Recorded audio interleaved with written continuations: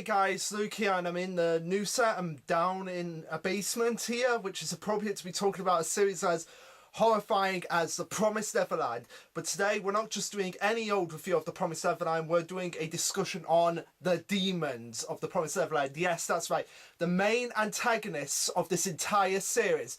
The creatures that have been built up so much since the beginning of the series, from where they came from, what their motives are, what their backstory is with the humans, and how they've come to be in charge of the world. And as we discovered in chapter 50, I would believe, is when the human world and the demon world, they were separated, and one side went to the humans, the other side went to the demons, and as a party gift, humans were left in the demon world. So that'll be interesting to explore more once we get into the human world arc. But for now, we're not talking about that. We are talking about the main antagonist of the arc, of the current story arc of The Promised Neverland that we are in right now, Lewis. And the reason why I want to talk about Lewis is not only is because he's one of my favourite demons, if not my favourite demon in the series, but also he's probably one of the more interesting characters that I have seen in a while in any series that I'm currently reading at the moment. I'm not reading a lot, but what I am reading, Lewis is probably one of the more interesting ones, right up there with Emma, Ray, and Senku from Dr. Stone. I find Senku to be a really interesting protagonist. The fact that even though he is the protagonist, he can be somewhat of an arsehole sometimes. I think that's fair to say about Senku. But yeah, we're not talking about Senku, we're talking about Lewis. So yeah, we're doing this properly. We're going to the intro.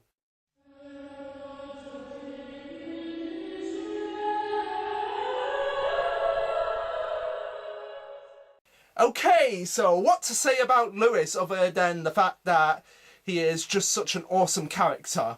Well, let's start off with his history. We'll go through the history of Lewis, his personality, his relationship with other characters, and what I think could be the future for him. Lewis first appears when Emma is dropped off in Goldy Pond, yeah, I think that's how you pronounce it, Goldy Pond, and it's sort of learned that Goldy Pond is sort of like this playground for the demons, and Lord Bayon is the head of it all, and Archduke Lewis is probably the second in command of it all.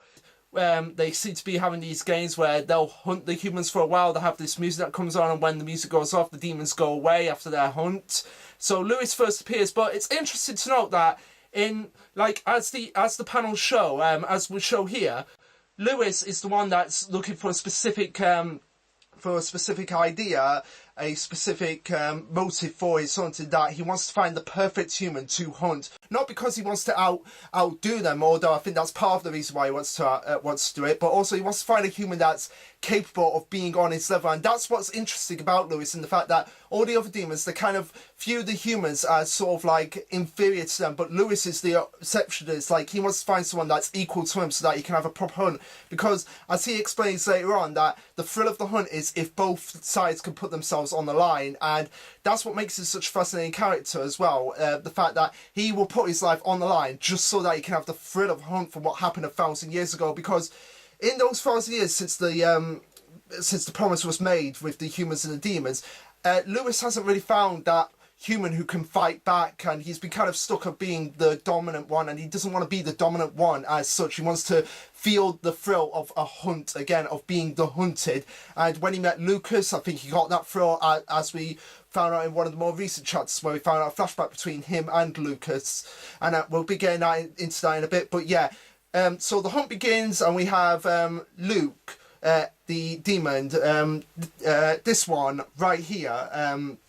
I think that's how you pronounce him, Luke. Well, obviously I'm called Luke, but yeah, we have this demon here who's kind of like the childish one of the group, in the sense that he'll have a temper tantrum about not getting his way, as we'll find out after the hunt. But yeah, he finds his prey, and Lewis is like, oh, this is boring, then because it's Theo, Jake, and Monica that they're chasing, and Violet as well. I think we can throw Violet in there as well. Yeah, it's them they're chasing, and he's thinking like, oh, this is boring. This is not the kind of hunt that I want, that I personally want. And then Emma jumps in as Luke is about to get them, jumps in with an axe, spins it around.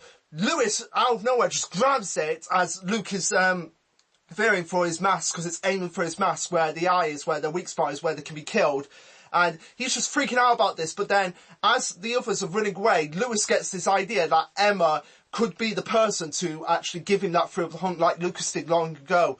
So yeah, after all of this commotion, they all separate and split up, which is the baddest thing to do, as we find out, because after the hunt, we find out that Theo survived, but Monica and Jake were captured and were taken and were killed and basically eaten. Possibly, I'll bring it up here, like either here or no, I'll bring it up here, right here. There's this panel here where you get Theo going through like his mental crisis that his brother and sister are being killed, and you see the demons eating, and it's possible that that is Jake and Monica that they're actually in, which when I first saw this, that's kind of disturbing as well. Like, we need to keep in the fact that these demons are hunting these kids to be used as food. But yeah, Lewis decides to let Theo go just so that he can deliver this message to Emma, tell him that his name is Lewis, and he wants her to join the hunt because he wants her to have that. He wants her to be not just his prey, but he wants him to be her prey, so that they can have an even fight, so that they can be, so that he can have that thrill and that excitement that he had long ago. And as we go along, we find out that this is a big wake-up call for Emma, because she was under that belief that everybody can survive, and seeing this just shows just what kind of world she's in. Now, she's a very smart character, but also she has to be kind of reined in at times, and this is what's most interesting about Emma, is that she has to be reined in at times and has to realise this, and she picks up really quickly as well, which just kind of like makes her flip her emotions as well. But yeah, we'll skip over to when Lewis reappears, when they're discussing the battle plan of how to fight back against demons, but they realise that, oh shit, we have run out of time here, and lo and behold, we hear the music and the demons are coming, and Lewis just getting really excited, and it's going to be magnificent for him. And they split off into groups, so we have one group going after Luke, we have one group going after Lord Byron, we have one group going after Noma and Nomus, I think that's how you pronounce those names. They're the two ones that have no really defining facial features, which is another thing why I like Lewis, because he just looks so cool. He's got the long cape, and he's got the top hat, and he's got like the mummified wrappings around his face, and I love that about him. And I've got a theory, and he's got that monkey on his shoulder, which I'm going to get into that monkey in a bit as well. But yeah, so he meets up with Emma, and he says, oh, we meet again, gives Emma's number and says, you're Emma, you're from Gracefield, you're the premium goods, and she pretty much confirms it, and she says, so you're Lewis, and he's like, yes, and she has a message for him from Lucas, which he's ecstatic about, and he actually explains it, like he says right here in this panel here, that yeah, Lucas is still alive. Fantastic, Lucas, my boy. Yeah, you've really touched my heart. You've really touched me from my core, which I think he actually means that, because if Lucas had actually died, then I don't think it would have been as exciting for Lewis, because now he has two people that can actually give him a challenge and can actually fight back. And Lucas in particular, I think he wants a rematch with him, because he wants to find out how much Lucas has improved. And again, this is what I love about Lewis, and we'll get into his personality in a bit, but yeah, he's basically like, Emma's like, look, let's play a game, and it's reminded of the game he had with Lucas long ago, where it's like, I will tell you my weakness, I will tell you your weakness, I will give you 10 minutes to prepare. No, I think it was 20 minutes with Lucas, and it's 10 minutes with Emma. Yeah, I think it's 20 minutes. I'll give you 20 minutes to prepare, and you can use weapons, and you can use any tactics that you want, and I'll wait for you. But we are going to fight. And even though Lucas knew about all of this, he was still badly injured, which shows just how powerful Lewis can become. Lewis is, and he knows this, and the kids certainly know this. So they have to use different tactics around with when it comes to dealing with Lewis, because he is pretty much since become the main villain at this point. But he's such a good villain, and a lot of people will put Lord Byron as the main villain of this arc, but since Byron is, well, dead at this point, we can only really consume that Lewis is the one, because he's the one that the author has pretty much given the most development out of all of them. And now that we're up to the point in the history where it's basically him and Emma, they're going to have the fight, and he's saying, like, I will give you this time, Emma, but if your friends cannot come and save you in time, I am going to fight the best I can to kill you, and I want you to do the same for me. So he's in a sense suicidal, but in a good way, in the fact that he wants to go out with a bang. He wants to go out with a feeling of adrenaline, which makes him more of a daredevil than any others. So yeah, that's just the history of Lewis. Now we'll get on to his personality, and the reason why I feel like he has the most development is because he has the most unique personality. Like I've been saying, like he wants to have that thrill, and he actually respects his opponents. Have you noticed that about Lewis? How the fact that he has not talked down to the humans at all. He's not done that, whereas all the other demons have treated him as like, oh, these inferior worms, these inferior meatheads, these inferior bags of meat, they're no good for us, we're invincible. Lewis hasn't done that. That's what's made him so interesting, in the fact that he's been able to learn from his opponents, learn how they think, and learn to use that to his advantage, but also to guide his opponents, because even though he gave Lucas the key to defeating him with the eye, Lucas still lost to Lewis. And the fact that Lewis is ecstatic that Lucas is still alive, there's too many L's here now, I'm Lucas and Lewis. The fact that he's still alive, it's just ecstatic. It's just made it more ecstatic for Lewis. And the Nameless Guy, which I'm going to be doing a whole video on Lucas and the Nameless Guy, because I feel like they need to. Apologies about that, guys. Sorry, my camera needed some memory put in. But yeah, going back to Lewis and talking about his personality, how he's different, and the fact that the Nameless Guy and Lucas gave him a proper challenge like 13 years ago, before the start of the story, No, it might be 12 years ago, because we've had that little bit of a gap. So it might, no, it was 13, definitely 13. I'm sorry, guys, but there's just so much to talk about Lewis here. But yeah, his personality is that he wants to have that thrill of the hunt, he wants that adrenaline, and he actually wants his opponents to grow and get better. That's why he gave away the information on how to kill him, because if he wanted to, he could just kill Emma, Lucas, everyone. He could so easily just take the axe and just go boom, boom, boom, boom, boom, boom.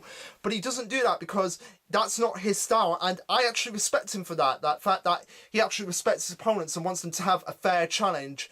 So now onto his relationship with the other characters. With Lucas, it's very interesting how with Lucas and Emma in particular, he treats them like the grandiose of how these kids should act, because he wants to go back to the time where it was 1,000 years ago, where we had the promise of humans fighting demons and demons fighting humans and basically killing each other, where before the promise was even created. And he got through that hunt, because we saw through the flashbacks through the years how it went from 800, 400, 600, 400, 200, how he just wasn't finding the opponents that he wanted to find. As we see through the panels, he wasn't finding those opponents who could give him a worthy challenge. And when Lucas and Emma came along, he felt, these two get my blood boiling, they get me really ecstatic, and I really want to do that. I really want to fight these two. And so I feel like this is why he's trying to push them to be the absolute best that they can. And I feel like at some point we are going to get a rematch between Lucas and Lewis, possibly Emma, possibly Ray and the Nameless Man, which from the last chats when them two showed up, I feel like we're going to have Lucas, Lewis, Nameless Guy, and Emma and Ray all fighting in this battle, in this tactical battle, which I'm really looking forward to. But yeah, the relationship between Lucas and Emma is like more like a mentor that could rip you to shreds, but still a mentor, because he's like giving them a fair fight and fair challenge, as it in one of the more recent chats when we had the conversation between Emma and Lewis, how it was really intense. Not intense in the same way as like, oh my god, I'm pissing my pants for Emma. Intense in the same way like, oh my god, this is getting my blood boiling. And the fact that he sits there and he agrees to Emma's terms, which he didn't have to, but he agreed to them because that's just the kind of character he is, shows that he wants them to have him be on the verge of death and be in that ecstasy, which I think that's what Lord Byron got at the end of his fight, how he relived that sense of adrenaline, which I think, like, if he relived that ages ago, then he'd probably be in the same position as Lewis, and he could possibly be sticking around a lot longer. But yeah, relationship with the other characters, not really much to say about the other ones, because he doesn't view them as well as he views Emma and Lucas. He views them in the sense, like, Lucas is still trying to train them, but they're not at the level as he feels Emma and Lucas are. And his relationship with the other demons, I feel like it's more business-like, because he doesn't seem to have the same agendas as going after the kids as the other ones. They just want to just be like, I don't care who it is as long as I have fun. But in his eye, fun is having it both ways, having a perfect balance of not having one outshine the other and vice versa. I feel like that's what he represents. And so now I'm going to get on to what I feel like is going to happen to Lewis at the end of this arc, because I really want him to stick around, even though I feel like he's going to die at some point. I really want him to stick around at some points. I feel like what's going to happen is that him and Emma are going to fight. Like, it's going to start off with Emma and Lewis, and he's going to be like goading Emma throughout the fight, saying like, is this the best you could do? Is this the best you could do, Emma? I thought you were different from them. Guess I was wrong. And he's going to corner Emma.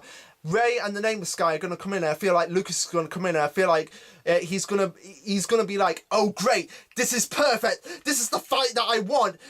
Another one from Gracefield, another Premier Good from Gracefield, the Nameless guy, Lucas, and you, Emma. I feel like this is just going to be perfect. It's just going to make my heart, which I feel like he does have a heart. I feel like he does have some conscience, Lewis, because he is evil, but he's not evil in the sense like, I'm just going to kill you, no questions about it. He's not like Sakasuki from One Piece, where it's just like, you're scum, you need to die. He's like, no, I want to fight you, but I don't want to fight you while I'm in the dominant driving seat. He's not like that, Lewis, and I feel like that's just going to get him racing. I feel like he'll come to a compromise with them, or they'll come to a compromise with him. He'll be like, okay, if you could beat me fair and square, I know, because he worked out that Emma was there just to distract him, just to bide him time, but he didn't care. He saw through that, but he let it happen anyway.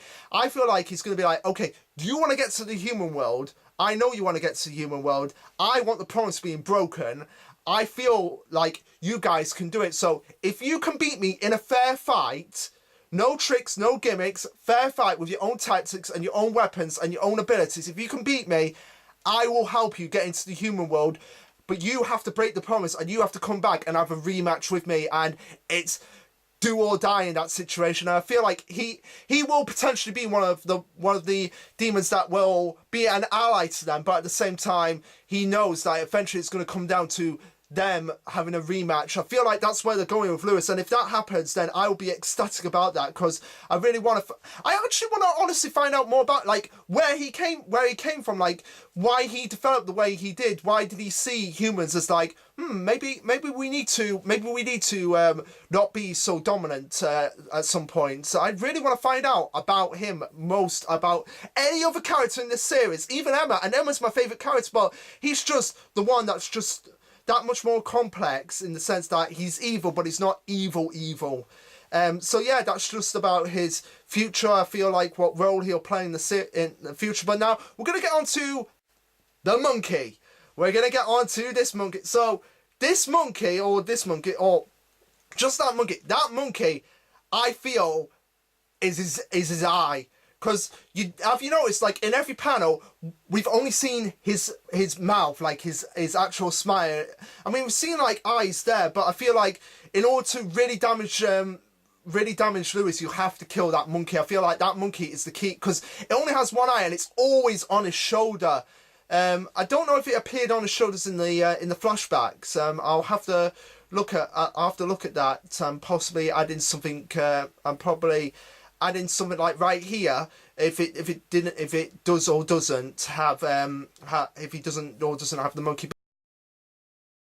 Yeah, I feel like that's the key to defeating him. Like, you have to shoot that monkey, and I feel like at some point the bandage is going to get ripped off. It's just going to show his mouth. If this is the route it's going to go down, it's going to just show his mouth. It's going to show that, yeah, that part's destroyed, but he's still moving about, and they're going to be like, oh crap, it's the monkey! It's the monkey on his shoulder. So I feel like they'll figure that out eventually at some point, but I don't think it will be revealed until much later on. But yeah, that's all. That's what we're talking about, Lewis. Not really. So much. So much like, I mean, I could talk about him for hours and hours and hours, but my throat's getting a bit dry at the moment, and I just wanted to do like a recap on one of my favourite characters and my favourite film from The Promised Neverland. Yes, even more than Isabella. I did say Isabella was my favourite film, but the problem with Isabella is that she was very one-dimensional in the sense, like, I mean, she was complex, but she didn't have, like, the complexity that Lewis has and just the fascination, and he just looks more stylish, in my opinion. I mean, anybody that wears a hat is a lot more stylish, and he looks like the traditional businessman, which I feel like that's key to his character. Like, he has, like, that business attire about him, like, it's all business for him, and that's why he's fair to the others, because he wants a fair deal, like, as a businessman. So, yeah. That's Archduke Lewis. What do you guys think about him? Let me know in the comments below. And next time we're going to be discussing Lucas and the Nameless Man. I'll see you then.